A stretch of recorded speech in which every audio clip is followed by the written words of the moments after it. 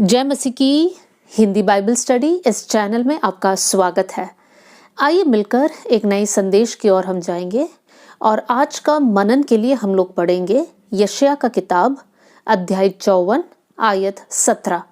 आइजाया chapter 54 verse 17 आपके लिए पढ़ना चाहती हूँ।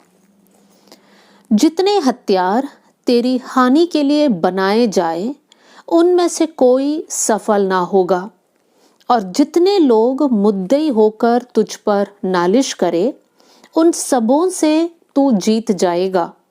यहोवा के दासों का यही भाग होगा और वे मेरे ही कारण धर्मी ठहरेंगे। यहोवा की यही वाणी है। इस आयत में परमेश्वर अपने दासों को देने वाला दो आशीष को हम पढ़ सकते हैं। सबसे पहला आशीष ये है कि जितने हथियार हमारे खिलाफ बनाए गए हैं उनमें से एक भी हम पर प्रबल नहीं होगा, और दूसरी बात, जितने लोग मुद्दे होकर हमारे खिलाफ बात करेंगे उन सबको परमेश्वर गलत साबित करेगा। तो ये दो आशीष प्रभु किसको देता है? परमेश्वर अपने दासों को देता है। तो यहाँ पर लिखा है यहोवा के दासों का यही भाग होगा। जैसा एक पिता अपने बच्चों के लिए हिस्सा देता है, वैसे ही परमेश्वर अपने संतानों के लिए, अपने दास दासियों के लिए अपना भाग देता है, अपना हेरिटेज देता है। और क्या है वो? ये दो आशीष है। सबसे पहला ये कि कोई हथियार हम पर सफल नहीं होगा, और दूसरी बात, जितने लोग हमको गलत साबित करते हैं उनको परमेश्वर गलत साबित करेगा। लेकिन यहाँ पर हमें ये सीखना है कि इन दोनों आशीष प्रभु के दासों को, इनफैक्ट दास दासियों को मिलता है। कौन है प्रभु के दास दासियां? दास वो है जिसका एक स्वामी होता है। तो अगर हमारे जीवन में प्रभु यीशु मसीह प्रभु है, प्रभु यीशु मसीह हमारा स्वामी है, तब ये आशीष हमारे लिए है। तो इन दोनों आशीष पर हम लोग थोड़ी देर मनन करने जा रहे हैं। सबसे पहला लाइन पर हम लोग फोकस करेंगे, जितने हथियार हमारे खिलाफ बनाए गए हैं उनमें से एक भी सफल नहीं होगा। मेरे प्रियो, हम लोग वचन में पढ़ते हैं कि शैतान हर समय प्रभु के बच्चों के खिलाफ युद्ध करता है और प्रभु के लोगों को, प्रभु के संतानों को विश्वास से गिराने की कोशिश करता है। एक आयत आपके सामने मैं पढ़ना चाहती हूँ। इफिसियों की पत्री अध्याय 6 आयत 16। इफिशियंस चैप्टर 6 वर्स 16 में हम पढ़ते हैं, और इन सब के साथ विश्वास की ढाल लेकर स्थिर रहो, जिससे तुम उस दुष्ट के सब जलते हुए तीरों को बुझा सके। इस आयत में हम ये पढ़ सकते हैं कि शैतान जलते हुए तीरों को प्रभु के लोगों पर भेजता है। एक तीर या फिर एक जलता हुआ तीर जब एक निशाने पर पहुंचता है तो वहां पर क्या होता है? वो तीर जलने के कारण वो पूरा एरिया वहां पर जलकर नष्ट हो जाता है, राख बन जाता है। तो शैतान की कोशिश क्या है? शैतान कोशिश करता है कि जलता हुआ तीर हर एक विश्वासी के जीवन में लगे, ताकि वो विश्वासी अपने आत्मिक जीवन में नष्ट हो जाए या खत्म हो जाए। तो मेरे प्रियो, सबसे पहला लाइन जो हमने सीखा कि जितने हथियार हमारे खिलाफ बनाए गए हैं उनमें से एक भी प्रबल नहीं होगा। मतलब जितने भी चाल शैतान हमारे खिलाफ यूज करता है या चलाता है, एक भी सफल नहीं होगा।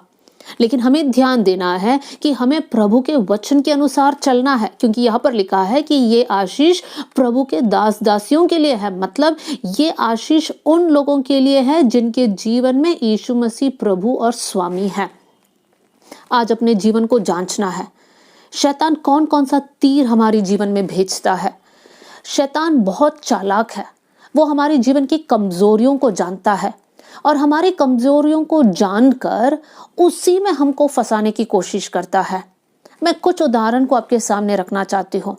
शैतान कुछ लोगों के जीवन में निराशा डालता है, कुछ लोगों के जीवन में अकेलापन को लेकर आता है, कुछ लोगों के जीवन में रिजेक्शन या उन लोगों को ऐसा लगता है कि हम अस्वीकृत है, मतलब लोग हमें स्वीकार नहीं करेंगे, और उसके कारण वो लोग उसी विचार में डूबे रहते हैं। वो लोग प्रभु में आगे बढ़कर फलवंत नहीं हो पाते हैं। कुछ लोगों के जीवन में शैतान बीमारी को लेकर आता है, क्योंकि शैतान को पता है अगर ये बीमारी में फंस जाए तो ये आत्मिक बातों में आगे नहीं बढ़ेगा, ये इसी उलझन में फंसा रहेगा।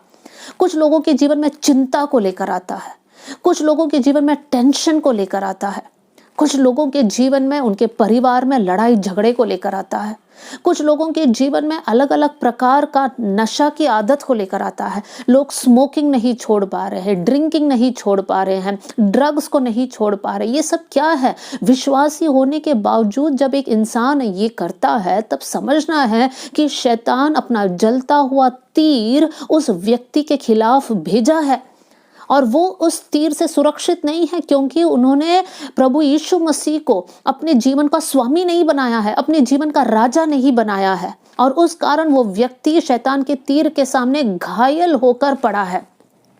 आज मैं आपसे पूछना चाहती हूँ, एक सवाल आपके सामने रखना चाहती हूँ, क्या आप अपने जीवन में आप सुरक्षित है, या फिर किसी न किसी एरिया में आप ऐसे गिर चुके हैं कि आप उठ नहीं पा रहे हैं? मेरे प्रियो, समझिए, पहचानिए कि शैतान हमको गिराने की कोशिश में है, और वचन को लेकर आप प्रार्थना कीजिए। वचन में ये लिखा है कि कोई भी हथियार हमारे खिलाफ सफल नहीं होगा। इसका मतलब हमें आज, अगर आपने ये पहचान लिया कि शैतान मुझे गिरा रहा है, तो प्रभु के सामने रोकर प्रार्थना कीजिए, प्रभु मैं गलत हूँ, मैंने अपने जीवन का पूरा अधिकार आपको नहीं दिया, मेरे जीवन के हर एक क्षेत्र में प्रभु मैंने आपको अपना स्वामी नहीं बनाया है, प्रभु मुझे माफ कीजिए और आज मदद कीजिए मैं फिर से उठ पाऊं। हर एक बुरे स्वभाव को प्रभु के सामने कबूल कीजिए और प्रभु से कहिए, प्रभु मुझे इसमें से उठना है। अगर गलत चित्र देखते हैं तो प्रभु से माफी मांग लीजिए, प्रभु से कहिए, प्रभु मुझे इसमें से उठना है।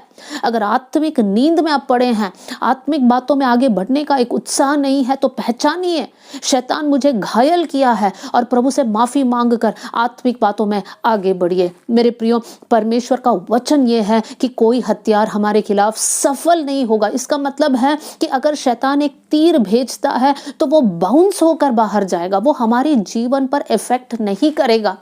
तो इसलिए आप प्रभु ने दिया हुआ अधिकार को समझिए। एक और आयत को मैं आपके सामने रखना चाहती हूँ, लूका 10:19, लूक चैप्टर 10 वर्स 19। यहाँ पर हम पढ़ते हैं, देखो मैंने तुम्हें सांपों और बिच्छुओं को रौंदने का और शत्रु की सारी सामर्थ पर अधिकार दिया है, और किसी वस्तु से तुम्हें कुछ हानि नहीं होगी। मेरे प्रियो, जब प्रभु का वचन सिखाता है कि प्रभु ने हमें अधिकार दिया है, प्रभु ने हमें सामर्थ दिया है ताकि हम शैतान के कामों को तोड़ सके, उसके कामों को हम रौंद कर उसको खत्म कर सके, तो क्यों आज हम लोग ऐसी स्थिति में पड़े हैं जहां से हम लोग उठकर फिर से आत्मिक बातों में बढ़ नहीं पा रहे हैं? प्रार्थना कीजिए, उत्साहित रहिए, हिम्मत नहीं हारिए। प्रभु अब भी आपके जीवन के लिए बड़े उद्देश्यों को रखा है। आप प्रार्थना कर कर, माफी मांग कर प्रभु से कहिए, प्रभु मुझे सुरक्षा देना, मुझे आप में बढ़ना है। तो सबसे पहला आशीष ये था कि जितने भी हथियार हमारे खिलाफ है, जितने भी शैतानी ताकत हमारे खिलाफ है, उनमें से एक भी हम पर सफल नहीं होगा। दूसरे आशीष की ओर हम लोग आएंगे। दूसरा लाइन में इस प्रकार लिखा है, जितने लोग मुद्दई होकर तुझ पर नालिश करे, उन सबों से तू जीत जाएगा। अब यहाँ पर लोग करके लिखा है, जितने लोग। सबसे पहला जो हमने सीखा, जितने हथियार, वो हम लोग आत्मिक दृष्टि से देखा कि शैतानी हथियार, लेकिन अब हम लोग सीख रहे हैं जितने लोग तेरे खिलाफ बोलेंगे। जितने, इंग्लिश में लिखा है एवरी टंग, जितना जीभ हमको गलत साबित करने की कोशिश कर रहे हैं, हमारे ऊपर गलत आरोप लगा रहे हैं, हमको फंसाने की कोशिश कर रहे हैं, उन सभी को परमेश्वर गलत साबित करेगा। आइए इस विषय पर हम लोग थोड़ी देर मनन करेंगे। जीवन की एक कड़वी सच्चाई ये है कि कभी ना कभी हमें ऐसी परिस्थिति से होकर जाना पड़ेगा जहां पर लोग हमारे खिलाफ बात करते हैं। मैं उस संदर्भ की बात नहीं कर रही हूँ जब हम गलत हैं और लोग हमारे बारे में बोल रहे हैं। मैं इस बारे में बात कर रही हूँ जब हम विश्वास योग्यता के साथ, पवित्रताई के साथ, एक सच्चे मन के साथ हम प्रभु में आगे बढ़ रहे हैं, लेकिन फिर भी लोग हमारे बारे में झूठी बातों को फैलाते हैं। तो उस समय पर भी हमें इस वचन को हमारे मन में याद रखना है। लेकिन इस आयत को और ज्यादा समझने के लिए मैं कुछ कुछ उदाहरण को आपके सामने में रखना चाहती हूँ। मेरे प्रियो, बहुत से वक्त लोग जब खिलाफ बोलते हैं तो उनके पीछे कुछ कारण होता है। वो या तो उनके मन में नफरत है, या तो उनके अंदर जलन है, ईर्ष्या है, या वो लोग आपसे खुश नहीं है, प्रभु की आशीष को आपके जीवन पर देखते हुए वो लोग निराश है, या फिर उनको अच्छा नहीं लग रहा है कि ये इतना आशीषित क्यों हो रहा है। तो उस समय पर लोग खिलाफ बात करेंगे। वो हो सकता है आपके परिवार के अंदर से लोग बात करेंगे, या फिर जो आपके परिवार के नहीं है वो आपके खिलाफ बात करेंगे। हो सकता है वो लोग आपके खिलाफ बात करेंगे जो आपको जानते हैं, या फिर आपके साथ काम करते हैं, या फिर आपके दोस्त हैं। लेकिन हर परिस्थिति में हमें इस बात को याद रखना है कि जितने भी लोग गलत बोलते हैं, हमारी जिम्मेदारी ये नहीं है कि उनको समझाना, लेकिन हमारी जिम्मेदारी ये है कि परमेश्वर के हाथों में उस विषय को सौंपना। मैं कुछ एग्जाम्पल्स को आपको बाइबल में से बताना चाहती हूँ। सबसे पहला उदाहरण है यूसुफ के बारे में। परमेश्वर यूसुफ के लिए एक बहुत बड़ा योजना को रखा था, और यूसुफ बचपन में ही अपने परिवार में अपना पिता का लाडला बेटा था, और इस कारण उसके भाइयों जो है यूसुफ से नफरत रखते हैं। हम इस बात को उत्पत्ति का किताब अध्याय 37 और वर्स 4 में पढ़ सकते हैं कि यूसुफ के भाई यूसुफ से बैर करते थे या नफरत करते थे। और उसके बाद हम लोग इस बात को देख सकते हैं कि यूसुफ प्रभु से कुछ दर्शन को पाया, कुछ सपनों को देखा, और जब वो घर में बोला, उसका ये सपनों को सुनकर उसके भाइयों के मन में जलन उत्पन्न हुआ। तो ये भाई लोग क्या करते हैं? एक आयत आपके सामने मैं पढ़ना चाहती हूँ, उत्पत्ति 37 वर्स 19 एंड 20। यहाँ पर इस प्रकार लिखा है, और वे आपस में कहने लगे, देखो वह स्वप्न देखने वाला आ रहा है, इसलिए आओ हम उसको घात करके किसी गड्ढे में डाल दें, और यह कह देंगे कि कोई बनेला पशु उसको खा गया, फिर हम देखेंगे कि उसके स्वप्नों का क्या फल होगा। यहाँ पर भाइयों मिलकर यूसुफ के खिलाफ बात कर रहे हैं। क्या बात कर रहे हैं? कि हम इसको खत्म कर देंगे, और हम पिता के पास जाकर बोलेंगे कि इसको किसी जंगली जानवर ने शिकार बना दिया है। तो यहाँ पर हम देख सकते हैं परिवार के अंदर के ही लोग अपने भाई के खिलाफ बैर रखा, जलन रखा, क्योंकि यूसुफ के अंदर परमेश्वर का एक वरदान था कि वो प्रभु के स्वप्नों को, प्रभु के दिए गए स्वप्नों को वो देखता था, और इसलिए भाई लोग उसके खिलाफ बात कर रहे हैं। क्या बात कर रहे हैं? हम इसके जीवन को खत्म कर देंगे। मेरे प्रियो, यहाँ पर इस पूरे घटना को जब हम लोग पढ़ते हैं, आप में से काफी लोग यूसुफ के घटना को जानते हैं कि कैसे परमेश्वर यूसुफ को आदर देता है। जितना भी जीव यूसुफ के खिलाफ बात किया, वो सारे लोग यूसुफ के सामने आकर दंडवत करते हैं, क्योंकि यूसुफ उनकी सहायता करता है, उनको अकाल से बचाता है, उनको मृत्यु से बचाता है। ये है परमेश्वर का कार्य, और यही प्रॉमिस को परमेश्वर हमको देता है कि जितने लोग तुम्हारे खिलाफ बात करेंगे, हम ये दुआ करेंगे, यूसुफ के जीवन से हम ये सीख कर ये दुआ करेंगे, प्रभु हम उनके लिए एक आशीष बन पाए, प्रभु हमारे लिए आप लड़ना, आप उनको गलत साबित करना। बाद में भी हम देख सकते हैं कि यूसुफ को अलग अलग परिस्थितियों से होकर जाना पड़ा, लेकिन परमेश्वर यूसुफ को एक राजा के सम्मान या फिर एक प्रधानमंत्री के पोस्ट में लेकर आता है। दूसरा एक उदाहरण जो आपके सामने मैं रखना चाहती हूँ वो है दानियेल के जीवन से। दानियेल प्रभु के सामने एक विश्वास योग्य दास था। उसके जीवन में कोई कोट नहीं था। वो प्रभु के सामने ईमानदारी, खराई और व्यवस्था के अनुसार चलता था। तो दानियेल के जीवन में हम देख सकते हैं कि परमेश्वर दानियेल को आदर देता है। राजा ये निर्णय लेता है कि मैं दानियेल को सबके ऊपर अधिकारी बनाऊंगा, और ये बात को देखकर दानियेल के साथ काम करने वाले लोगों के अंदर ईर्ष्या उत्पन्न होता है। और वो लोग ये सोचते हैं कि हम दानियेल के जीवन में कुछ खोट निकालेंगे। वो लोग प्लान बनाते हैं, वो लोग बातचीत करते हैं कि दानियेल को कैसे गिराए। देखिए कितने सारे लोग एक साथ मिलकर दानियेल के खिलाफ कुछ षड्यंत्र को रच रहे हैं, कितने जीव दानियेल के खिलाफ बात कर रहा है, लेकिन परमेश्वर का दास को बचाने का काम परमेश्वर के हाथ में है। तो यहाँ पर भी हम देख सकते हैं कुछ लोग मुद्दई होकर दानियेल को नालिश करने के काम कर रहे हैं, लेकिन परमेश्वर दानियेल को शेरों की मांद में से बचाता है। परमेश्वर दानियेल को और आदर देता है। वहां के लोग जान पाते हैं कि यहोवा परमेश्वर सामर्थी और जिंदा खुदा है। मेरे प्रियो, कितना अद्भुत कार्य है जो प्रभु अपने लोगों के लिए करता है। तो जब लोग आपके खिलाफ बात करते हैं, झूठी बातों को बोलते हैं, हो सकता है आप विश्वास में आने के कारण बहुत सारे लोग आपके खिलाफ उंगली उठा रहे हैं, आपकी गलतियों की चर्चा कर रहे हैं, या फिर आपके जीवन के बारे में जो नहीं भी है ऐसी बातें बनाकर आपके बारे में बोल रहे हैं। उस समय आपको क्या करना है? निराश होकर, रोकर, क्या प्रभु से हटकर आपको अपना जीवन बिताना है? नहीं मेरे प्रियो, परमेश्वर को एक बहुत बड़ा उद्देश्य आपके जीवन के बारे में है। परमेश्वर वो उद्देश्य पूरा करना चाहता है। तो अलग अलग परिस्थितियों से जब आप होकर जाते हैं, अपने आप से बोलिए, प्रभु मेरे लिए लड़ेगा, मुझे शांत रहना है। परमेश्वर उन लोगों के जुबान को बंद करेगा या उनके बातों को गलत साबित करेगा। तो आज हमने सीखा प्रभु के लोग दो प्रकार के आशीषों को अनुभव करते हैं। प्रभु ने बहुत सारी आत्मिक आशीषों को दिया है, उनमें से दो आशीष ये है कि कोई भी हथियार हमारे खिलाफ सफल नहीं होगा, और दूसरी बात, जितने भी लोग मुद्दई होकर हमारे खिलाफ बात करते हैं उनमें से कुछ भी हमारे जीवन पर असर करने नहीं पाएगा।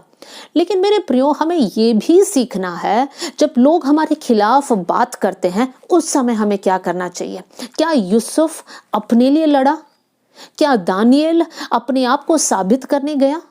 यीशु के ऊपर भी हम लोग देख सकते हैं बहुत सारे लोग गलत आरोपों को लगाया, गलत तरीके से यीशु के बारे में बात किया। उस समय पर यीशु ने क्या किया? यीशु मसीह चुप रहा। एक आयत है निर्गमन अध्याय 14 आयत 14, एक्सोडस चैप्टर 14 वर्स 14। उस आयत को मैं आपके सामने पढ़ना चाहती हूँ। यहोवा आप ही तुम्हारे लिए लड़ेगा, इसलिए तुम चुपचाप रहो। यहोवा आप ही हमारे लिए लड़ेगा, इसलिए हमें प्रभु के सामने चुपचाप रहना है। हमें अपने लिए लड़ने की जरूरत नहीं है मेरे प्रियो। जब हम अपने लिए लड़ते हैं उस समय पर प्रभु अपना कार्य वहां पर प्रकट नहीं करता। प्रभु ऐसे कहता है तुम लड़ो, लेकिन परमेश्वर अगर अपने लिए लड़ना है, प्रभु हमारे लिए लड़ना है, तो जरूरी है कि हम प्रभु के सामने शांत रहे। हम किसी के खिलाफ लड़ने भी ना जाए, अपनी सफाई के लिए भी ना जाए, या फिर उनको चुप कराने की कोशिश भी हम ना करें। तो मेरे प्रियो, ये दोनों आयत को हमें याद करना। आप कोशिश कीजिए इस आयत को आप रट लें और बार बार आप अपने आप से बोलिए, ताकि प्रभु के वचन बोलते समय वहां पर सामर्थ है, और ये सामर्थ आपके जीवन में प्रकट होगा कि जितने हथियार हमारे खिलाफ बनाए गए हैं उनमें से एक भी सफल नहीं होगा, और जितने लोग मुद्दई होकर हम पर नालिश करें उनमें से परमेश्वर हमें बचाएगा। परमेश्वर के दासों का यही भाग है। मेरे प्रियो, अगर आपके जीवन में आपको लगता है कि हम प्रभु के वचन के अनुसार नहीं चल रहे हैं, तो वास्तव में हम प्रभु के बच्चे नहीं हैं, क्योंकि वचन ही हमको सिखाता है। मत्ती का सुसमाचार अध्याय 7 में उस दिन बहुत सारे लोग कहेंगे, हे प्रभु, हमने आपके नाम में ऐसे किया, हमने भविष्यवाणी की, हमने दुष्टात्मा को निकाला, लेकिन परमेश्वर कहेगा कि मैं तुम्हें जानता ही नहीं हूं। तो विश्वासियों के कैटेगरी में ही बहुत सारे लोग हैं जो सिर्फ नाम के लिए विश्वासी है, लेकिन मैं और आप इस कैटेगरी में नहीं आना। हम हमारे पूरे जीवन को प्रभु के हाथ में सौंप कर हम ये कहें कि प्रभु आप मेरे जीवन का स्वामी है, मेरे जीवन का हर पल हमें कैसे बिताना है आप हमें सिखाना, आप हमें बनाना, आप हमारी अगुवाई करना। इस प्रकार जब हम बोलेंगे तो ये दोनों आशीषों को हम हमारे जीवन में अनुभव कर पाएंगे। एक और आयत को आपके सामने मैं रखना चाहती हूँ। भजन संहिता 91 वर्स 5 और 6। यहाँ पर लिखा है, तू ना रात के भय से डरेगा और ना उस तीर से जो दिन को उड़ता है। उस तीर से जो दिन को उड़ता है, ना उस मरी से जो अंधेरे में फैलती है, और ना उस महारोग से जो दिन दोपहर को उजाड़ता है। मेरे प्रिय, प्रभु का वचन हमको देने वाला वायदा कितना महान है, कितना अद्भुत है कि कितना भी तीर, शैतानी तीर उड़ता हो, हम लोग हमारे इस नॉर्मल आंखों से देख नहीं पाते हैं, लेकिन शैतान का कितना भी कार्य इस संसार में हो, उनमें से एक भी हम पर प्रबल नहीं होगा। लेकिन ये वायदा किसके लिए है? फर्स्ट आयत में लिखा है, जो परम प्रधान के छाए हुए स्थान में बैठा रहे वो सर्वशक्तिमान की छाया में ठिकाना पाएगा। उनके बारे में लिखा है जो परमेश्वर के उस सीक्रेट प्लेस में या प्रभु के करीब रहते हैं, उनके लिए प्रभु देने वाला 2 आशीष। तो मेरे प्रियो, मैं और आप कितने धन्य लोग हैं।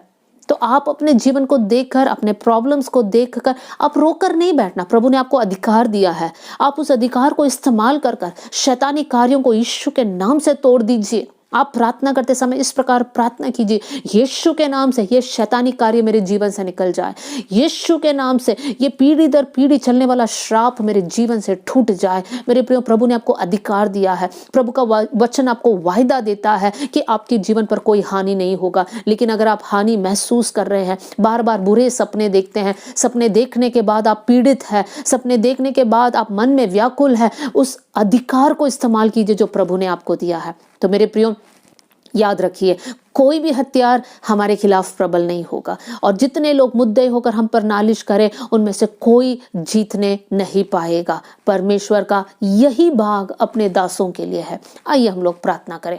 स्वर्गीय पिता, आज का वचन के लिए मैं धन्यवाद करती हूँ। प्रभु, धन्यवाद कि आप इतने बड़े आशीष अपने लोगों को देते हैं। परमेश्वर पिता, प्रभु, इस वचन सुनने वाले हर एक के लिए मैं प्रार्थना करती हूँ। प्रभु, अगर कोई भी शैतानी हमला से परेशान है, मैं प्रार्थना करती हूँ प्रभु यीशु मसीह के नाम से वो लोग आजाद हो जाए। परमेश्वर प्रभु, शैतानी तीर उन पर असर करने नहीं देना। प्रभु, ये आपके बच्चे हैं। परमेश्वर पिता, अपने जीवन को सही तरीके से जीने के लिए आप इन पर अनुग्रह करना कर मैं प्रार्थना करती हूँ। परमेश्वर पिता, प्रभु, अगर कोई भी ऐसा है जो ऐसी परिस्थितियों से होकर जा रहे हैं जहां पर लोग उनके खिलाफ बात कर रहे हैं, प्रभु आप उनको हिम्मत देना, निराशा से उठाना प्रभु जी, उनके दुख से उनको उठाना प्रभु जी, और उनके अंदर नया हिम्मत, नया जोश देना प्रभु। वो लोग अपने आप के लिए लड़ने वाले नहीं प्रभु जी, लेकिन वो लोग आत्मिक जीवन में बढ़ने के लिए कदम आगे बढ़ाने वाले लोग बन जाए। आप उनके लिए लड़ना प्रभु, आप उनको जय देना परमेश्वर, आपका उद्देश्य उनके जीवन में पूरा होकर मैं प्रार्थना करती हूँ। थैंक यू प्रभु कि आपने हमारी प्रार्थना सुन लिया। सारा आदर और महिमा आपको देते हुए प्रभु यीशु मसीह के नाम से हम मांगते हैं, amen. God bless you all. जय मसीह की।